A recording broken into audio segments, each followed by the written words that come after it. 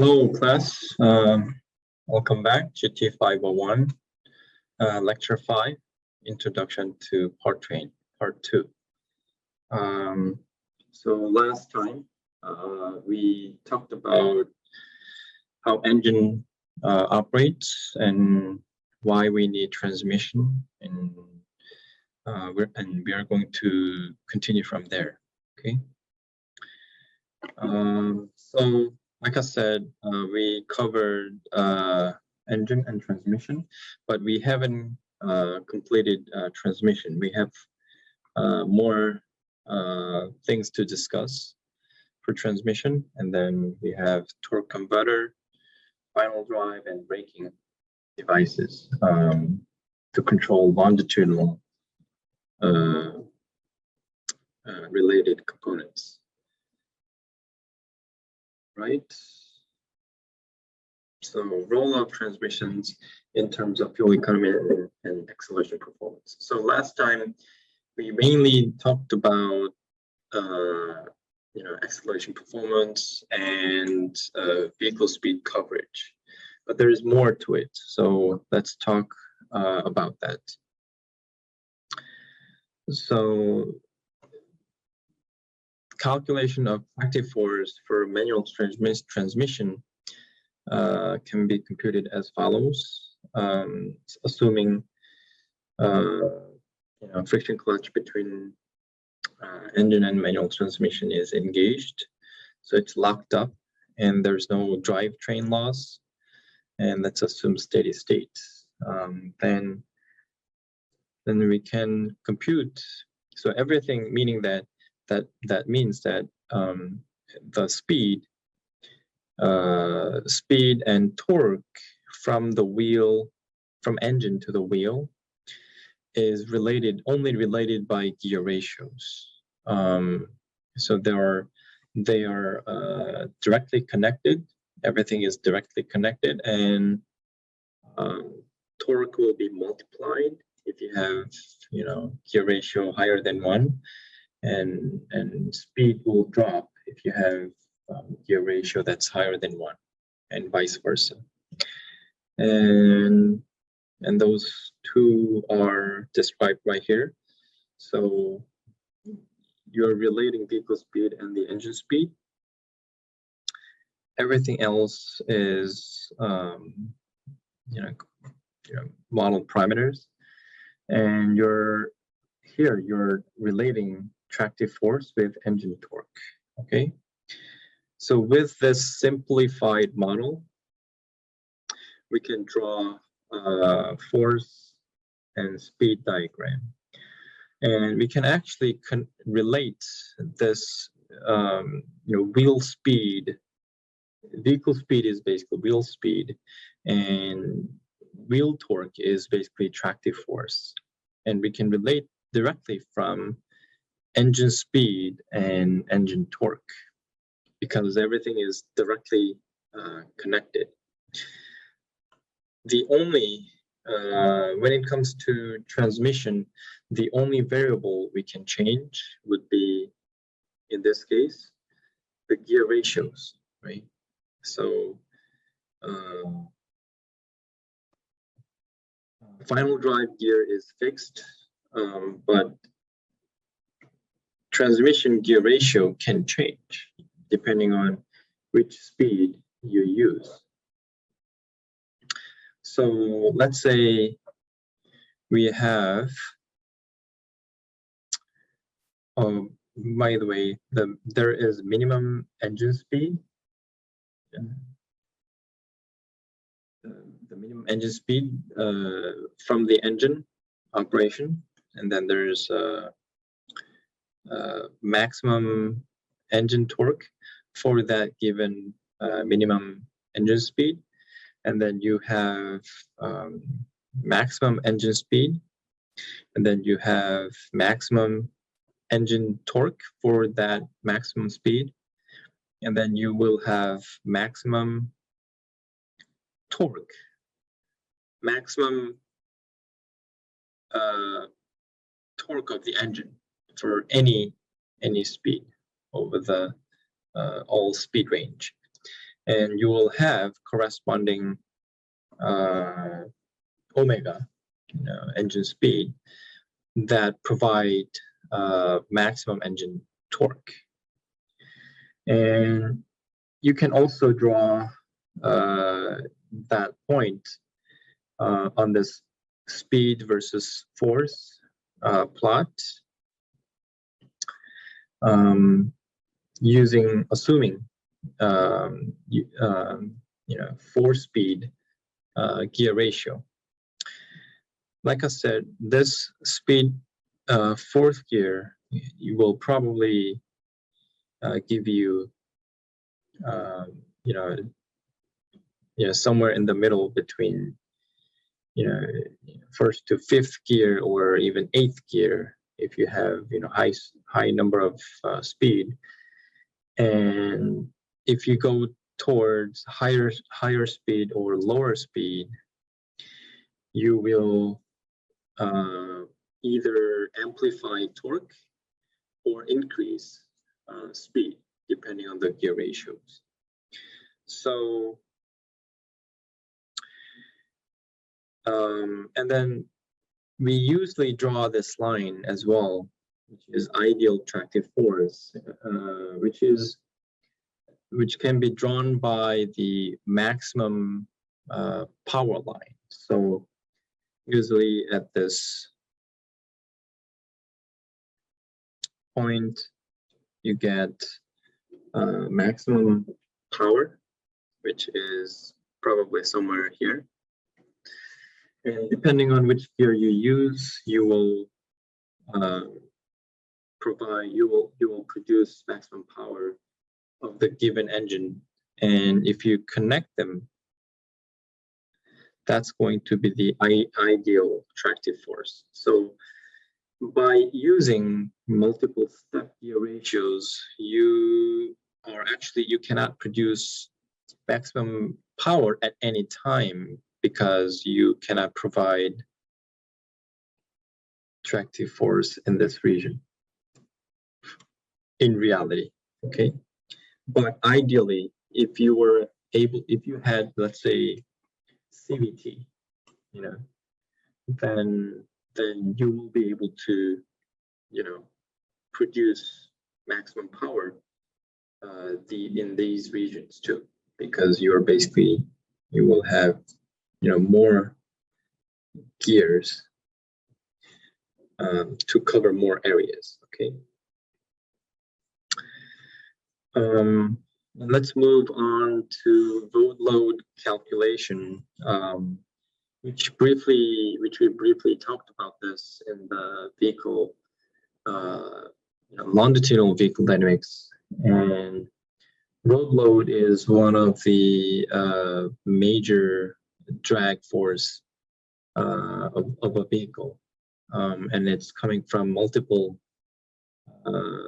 things, rolling resistance, aerodynamics, and slope. Physically, these three are representative sources of road load or drags, but there are many small hidden road load. And in practice, rather than computing these physically explainable models and parameters, many times in the field you use more empirical model, which I'll talk about that soon. Okay. And anyway, if you take a closer look at this, for a given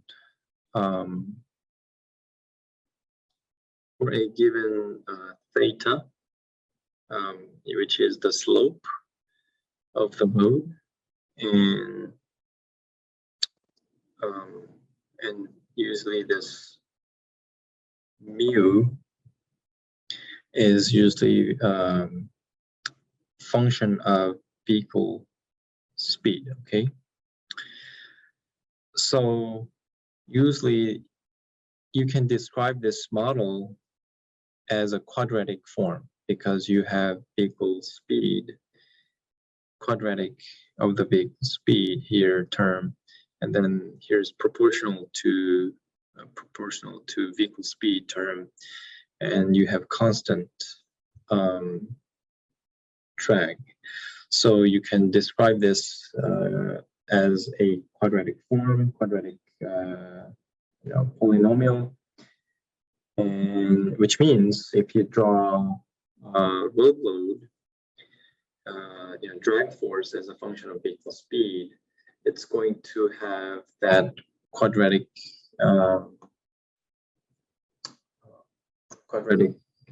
equation looking plot. So this is an example of that. So use the rolling resistance,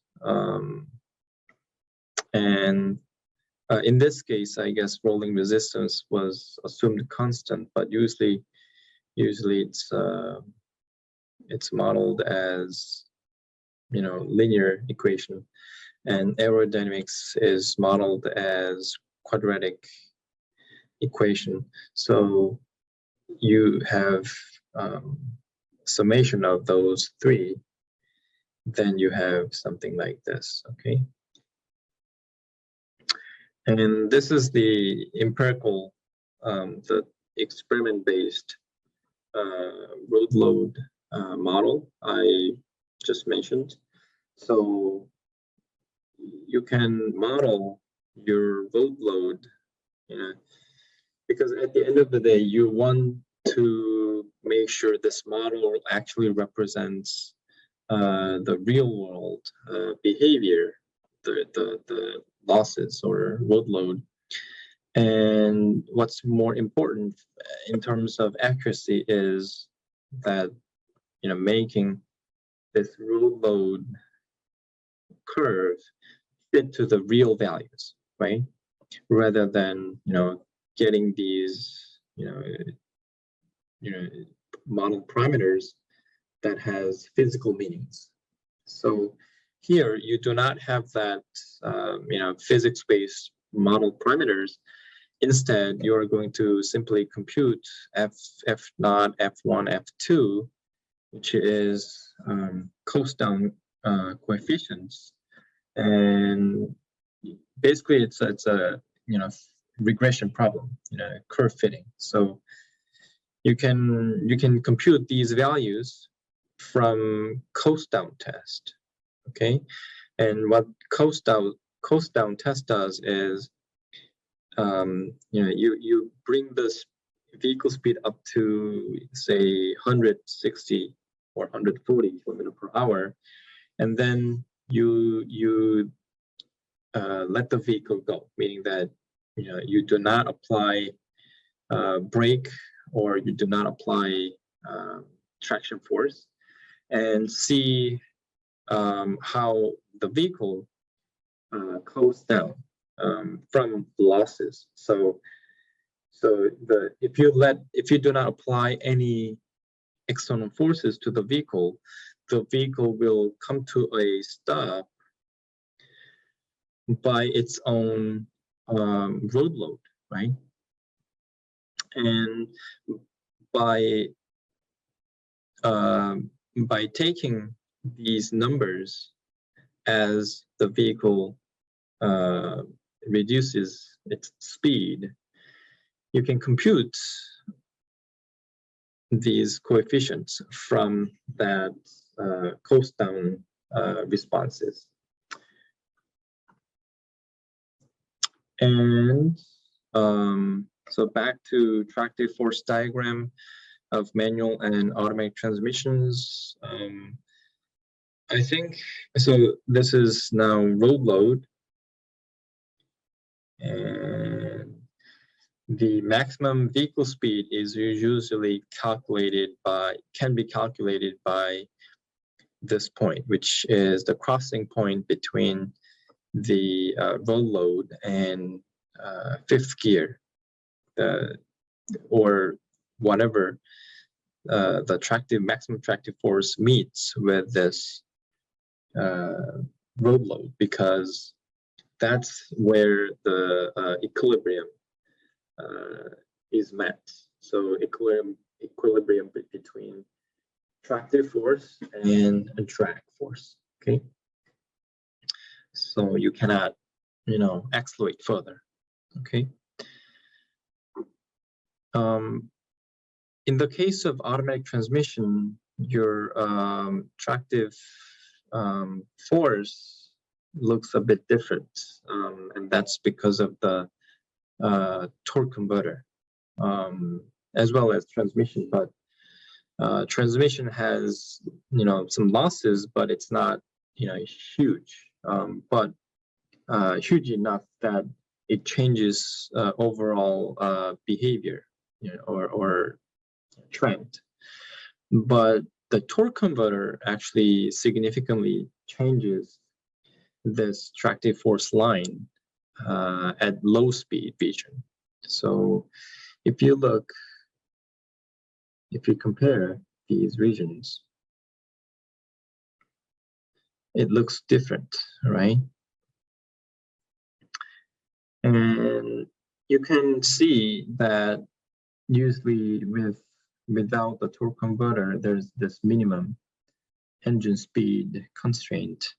But with torque converter, you can operate in this region as well. And that's because we have torque converter, which can slip, which can introduce slip between the engine and the transmission input. And an additional feature we can get from using torque converter is this torque multiplication. Usually beyond this low speed region, the engine torque usually drops fast. But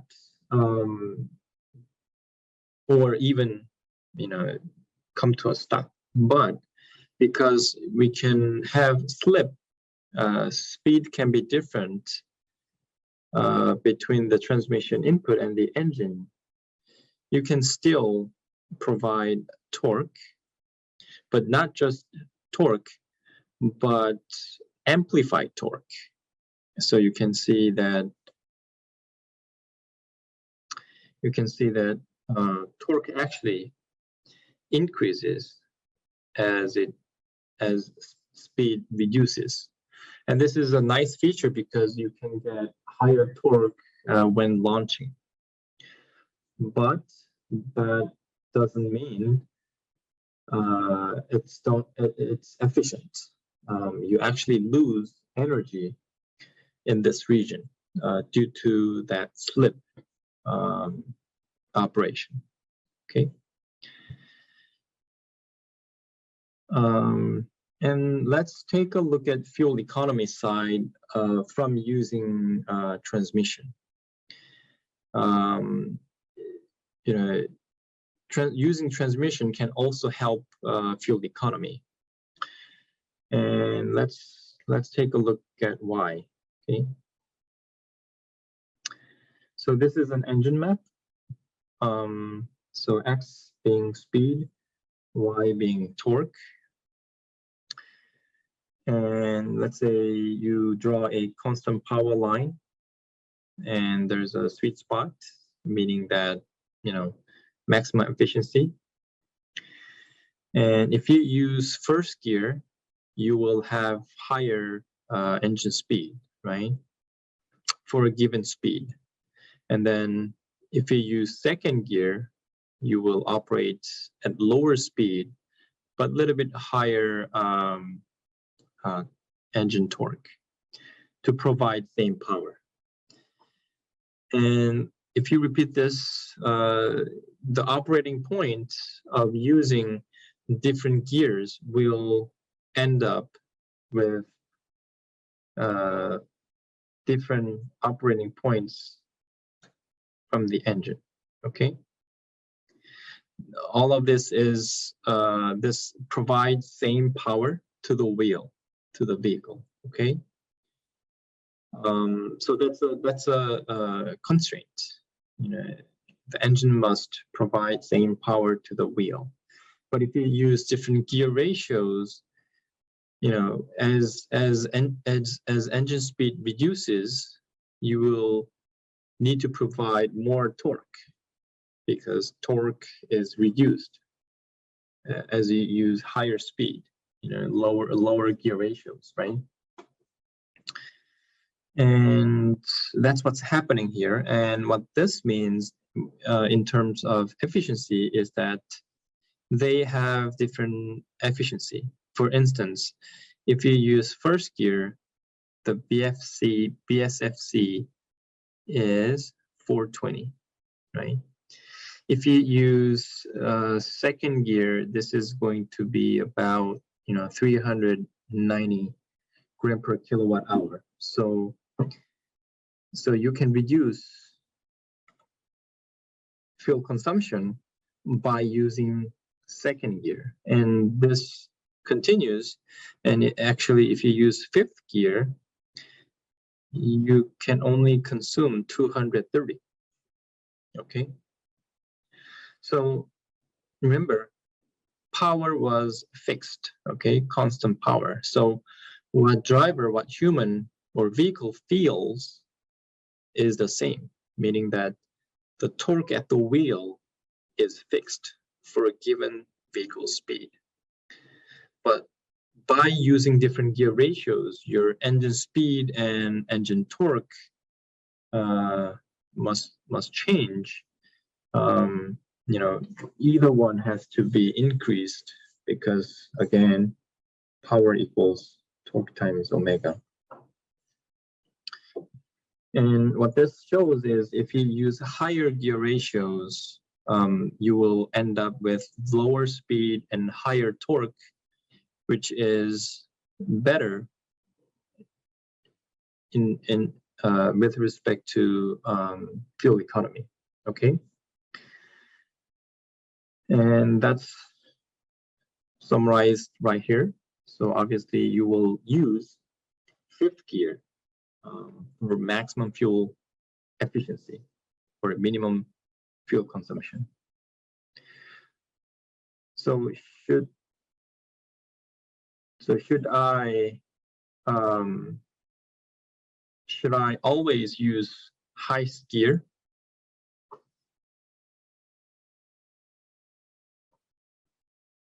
Not really, and we'll talk about that soon.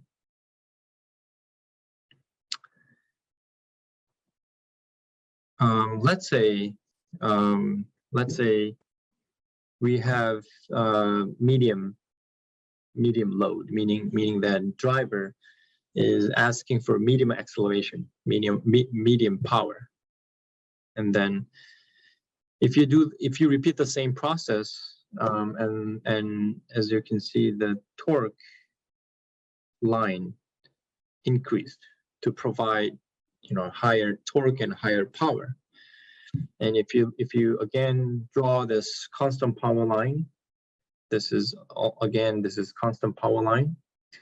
And if you plot operating point for given gear ratios, you will have these 5 points. Okay. And you can repeat this process for heavy load.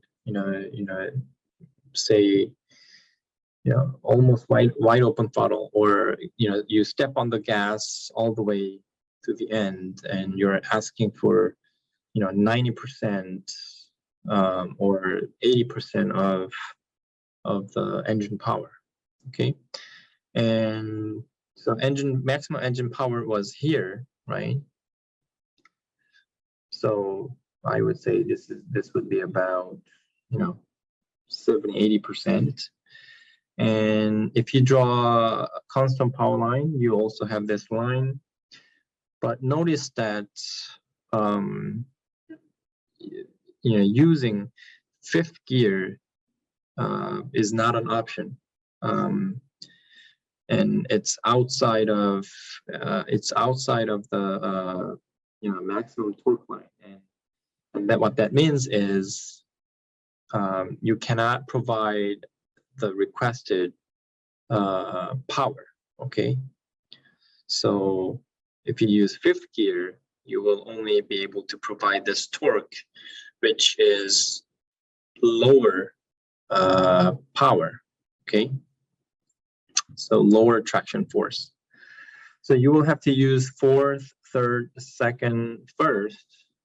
You know, you will have to choose one of them. But from fuel economy perspective, you know, third or fourth will give you a similar you know, number, I guess. But there's, you know, optimization going on with the drivability field, okay, which, you know, human should be able to predict and feel how vehicles shift, okay, and that's one important factor that's hard to see from these diagrams. Anyway, in the case of mid-load, as you can see, we can choose fourth gear instead of fifth gear to maximize fuel economy, as well as drivability. I'll talk about drivability soon.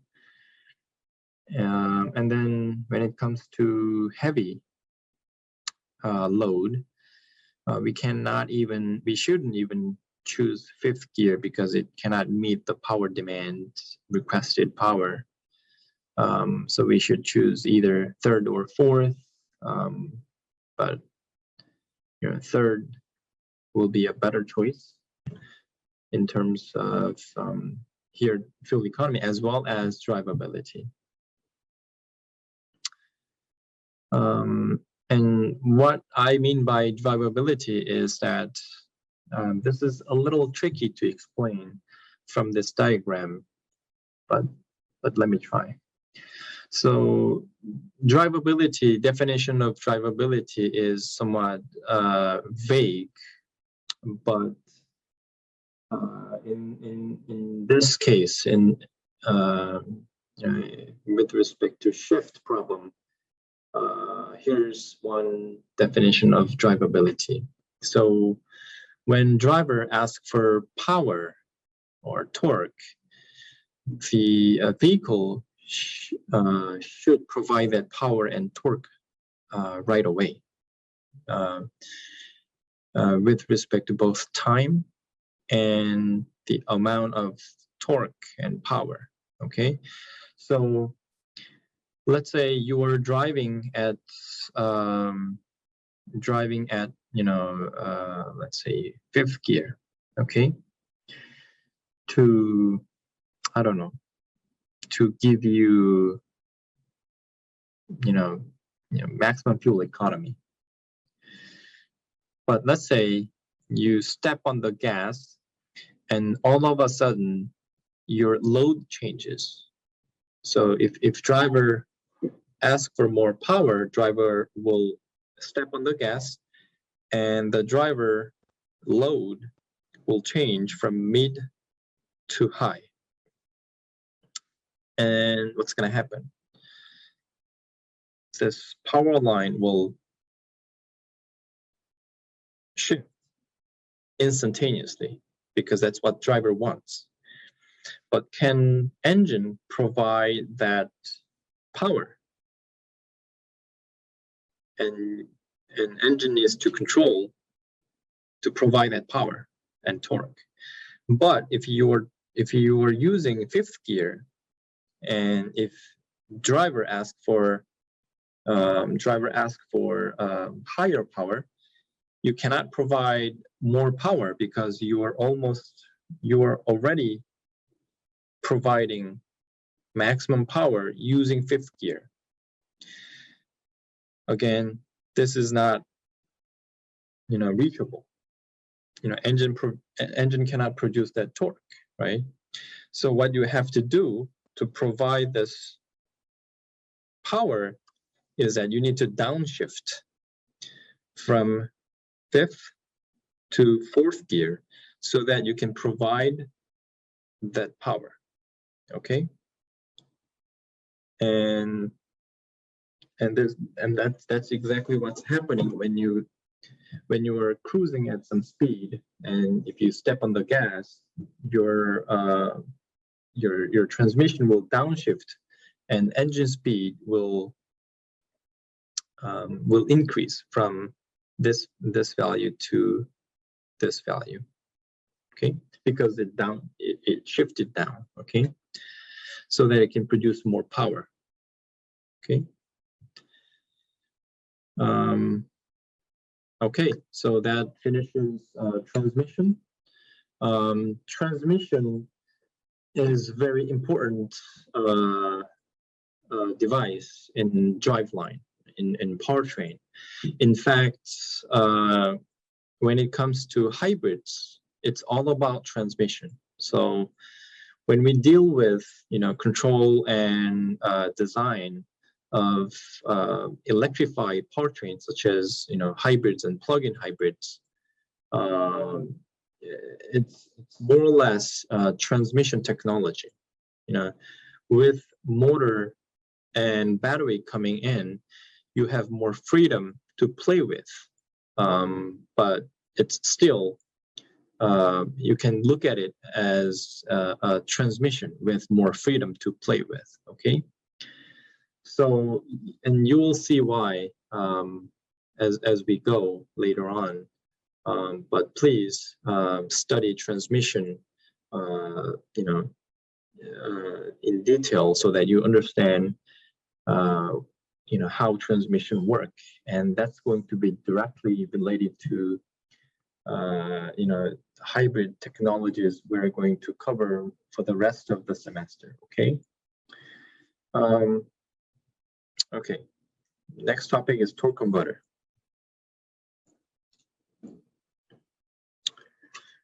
Torque converter.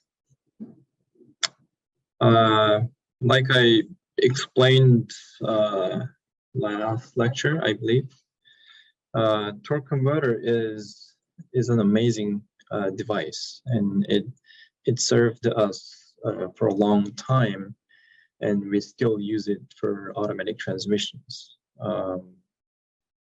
conventional powertrain, and that's because of the ability to decouple engine from the transmission driveline, and which is absolutely necessary for launching performance. And let's see how it works.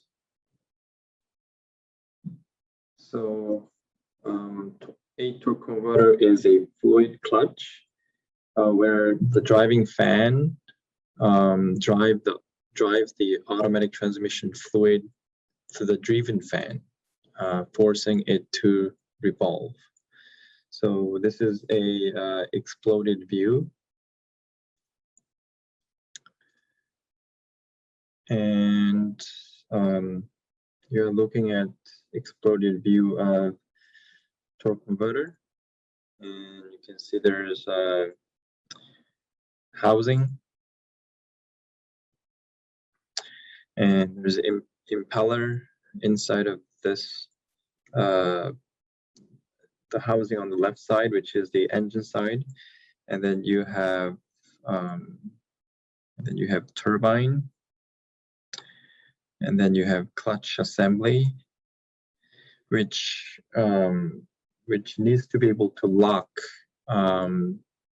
this two decoupled fan to make sure they are directly connected. So for maximum efficiency, we want this torque converter to be locked at some higher speeds. Okay, and it requires and inside of this housing, these components, this is submerged in oil, and oil is the medium to transfer this torque and power between impeller and turbine. So here's how how it works. So there's pump or impeller, which is driven by the engine crankshaft. When impeller speed increases, a centrifugal force causes the fluid to flow to the turbine runner. Okay. And on the turbine side, so this this flow is induced by rotating the impeller, and that creates this fluid flow, and that goes into the turbine side, and that going through the turbine creates rotating torque, because there's these vanes, sort of like a fan, and the fluid is now coupled by this flow, and that's how torque applied to impeller or pump side can be transmitted to the turbine side by the fluid. So I thought this, when I first saw this device, I thought this is an amazing device, and it allows freely slip between the impeller and turbine, because it's coupled by fluid, okay, rather than metal direct connection. And you have this stator that's located between those two, and the stator is located between impeller and the turbine, and redirects fluid from turbine runner so that it strikes the back of the impeller vanes to improve torque by as much as 50%, especially when vehicle accelerate from a standstill. So in other words, when you have speed difference between turbine and impeller, the stator redirects the fluid flow, and that can provide extra torque between the impeller and turbine side. As the impeller and turbine reach the same speed, fluid strikes the back of the stator vane. This releases the stator one-way clutch and causes the stator to freewheel, so that that improves efficiency and does not need for torque amplification. So I also have a video that talks about torque converter operation principle in detail. Please watch this video, and I'm going to skip it in this recording. Okay. All right, let's move on to final drive gears. From now on, it's I think it's straightforward, simple to understand. Obviously, final driver is simple step gear ratio, fixed gear ratio. But why do we need final drive gear? Well, that can be a tricky question. Well, we already have transmission, but why do we have final drive gear? Well, it can play a key role in multiple reasons. First of all, when we have, let's say, rear-wheel drive, we need to connect this shaft with these two half shafts, which is connected to two wheels, and we need to change the direction of the rotating shaft. So in this case, that's one function, but that's not the most important function of final drive gear. One reason why you have to have final drive gear is that, let's say you design a transmission and you want to use it for multiple vehicles. So different vehicles have different engine, may have different engine, may have different tire radius, wheel tire radius, and different mass, vehicle mass. So you do need some flexibility to design total gear ratios that can scale for different target vehicles. So that gives you, so rather than redesigning everything for the transmission itself, you can simply, change. We learned that transmission provide this type of, tractive force operation here. And if you use final drive gear, you can actually stretch all of this in the speed and torque direction.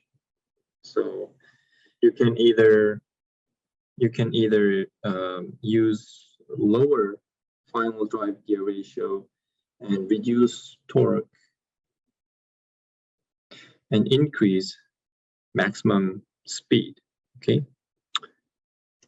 Depending on your engine and the target vehicle. Or you can do it the other way around. You can amplify torque and reduce maximum speed, depending on your, say, tire radius, okay? So you have this freedom without touching the transmission design itself, okay?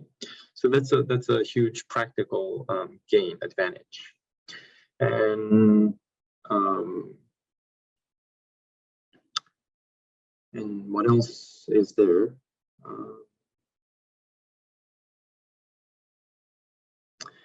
So I think that's one of the most biggest advantage of using final drive gear. Okay.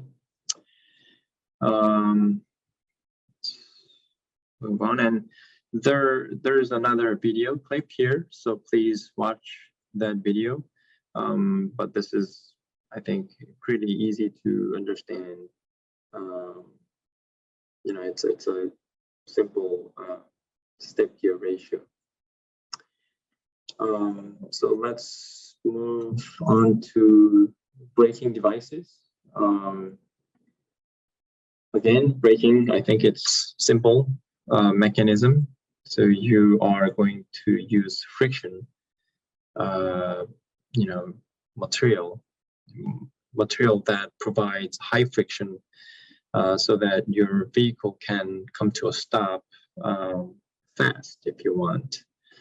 So you usually have this type of disc and caliper, where caliper has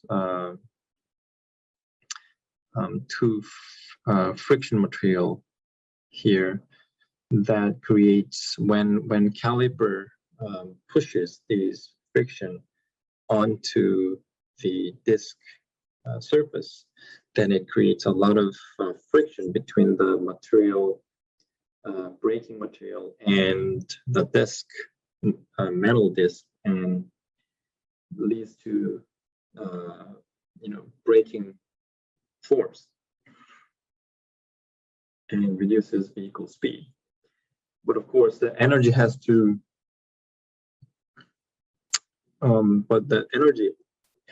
be converted to something to be wasted, and that's the heat energy. So if you keep using a brake, let's say if you're coming downhill on a mountain, then if you keep braking, you accelerate and then you brake, you accelerate and you brake, your brake can actually can become very hot. And if your brake becomes very hot, it loses the friction coefficient. So the brake doesn't work anymore, and you cannot slow down. So it can be very dangerous. So usually, as you have larger vehicle, higher, high power engine, you usually need high capacity brake, better brakes. So sports cars usually are equipped with better brakes, with larger brakes. They can endure constant and continuous braking actions. Okay. So that's one important criteria when it comes to brake design. But when it comes to energy perspective, all of this braking energy is wasted as heat. And when you electrify powertrain, one of the main advantage of that electrification is we can recuperate this braking energy.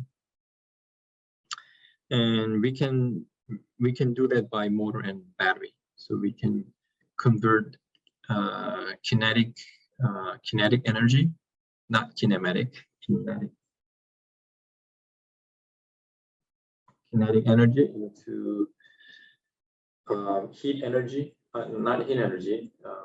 So kinetic energy to electrical energy, and electrical energy back to chemical energy in the battery. Okay, and then we can use that later on. Okay, of course there's efficiency. You have energy conversion losses there. There are usually two types of brakes, disc brake and drum brake. A disc brake is what you normally see in many passenger vehicles, but drum brakes are also used in